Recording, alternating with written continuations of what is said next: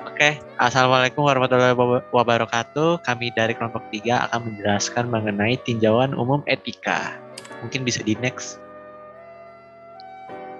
Ya, jadi mulai dari saya dulu, Jovial Patiasina, ada teman kami Geoffrey Edmund Pierre Purba, kemudian Yorobal Gustav Sekion, dan Mika Azil Christian Sitepu.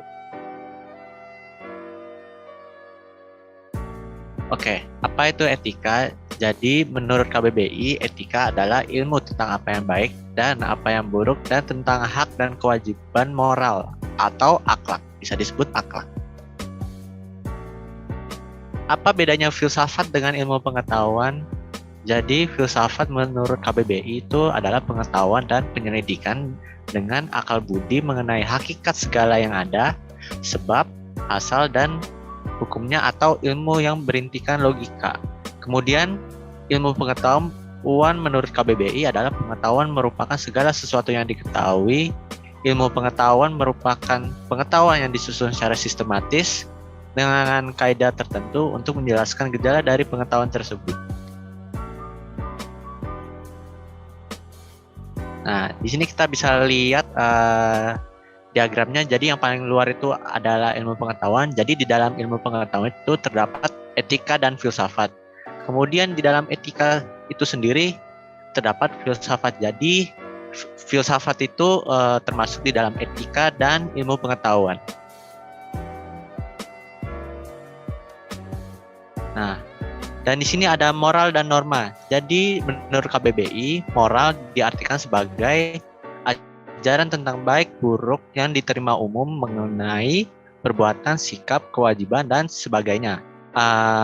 Kemudian di bagian norma itu adalah aturan atau ketentuan yang mengikat kelompok dalam masyarakat, dipakai sebagai panduan, tatanan, dan pengendali tingkah laku yang sesuai dan berterima.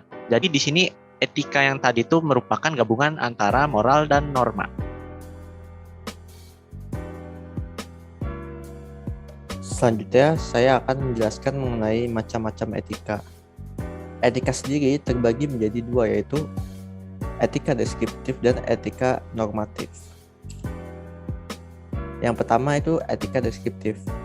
Etika deskriptif itu merupakan etika yang dapat dilihat secara rasional.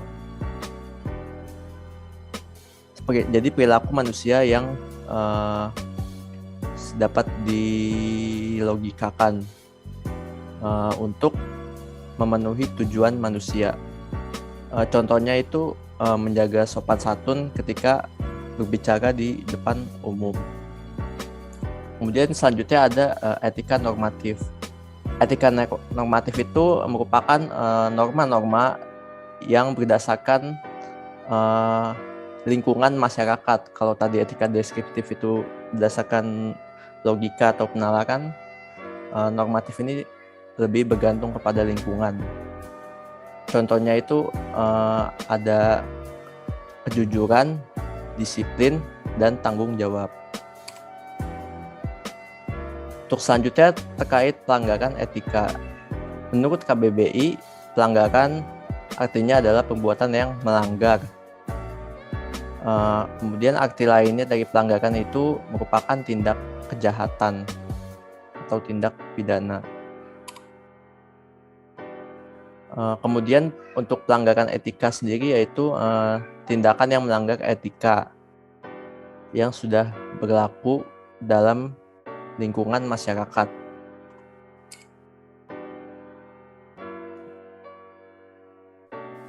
Nah, macam-macam pelanggaran etika menurut Jan Hoysada, kebutuhan individu. Faktor individu sendiri yang melakukan tindakan tidak etis. Contohnya itu, terdesak karena kebutuhan, maka dari itu seseorang melakukan pelanggaran. Lanjutnya, tidak ada pedoman. Faktor pedoman yang membuat seseorang melakukan interpretasinya sendiri atas beberapa persoalan. Contohnya itu, meskipun banyak lahan kosong di samping sungai, masyarakat membangun pemukiman di daerah tersebut tanpa memikirkan dampaknya seperti terjadi banjir dan longsor. Selanjutnya itu perilaku dan kebiasaan individu. Faktor individu yang mempunyai moral yang buruk dari kecil.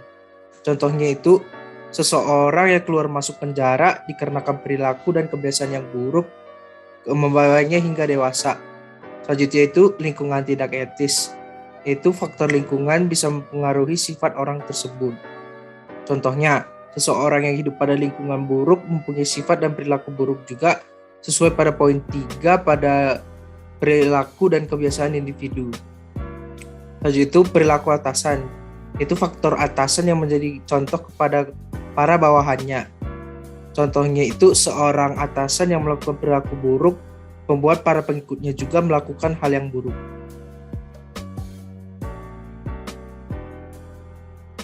Kaitannya dengan hukum, pelanggaran etika hanyalah pengertian secara menyeluruh, sedangkan hukum pengertian secara lebih mendalam. Jadi pelanggaran hukum bisa juga dikatakan dengan pelanggaran etika. Baik, tentunya di masa depan kita juga terdapat tantangan-tantangan yang harus dihadapi terutama di etika ini. Nah, untuk hal tersebut bisa kita lihat di slide selanjutnya. Nah, contohnya adalah artificial intelligence. Jadi, semakin berkembangnya teknologi seperti artificial intelligence ini, maka kita juga harus bisa beradaptasi dengan teknologi agar etika kita juga bisa beradaptasi di lingkungan sekitar kita.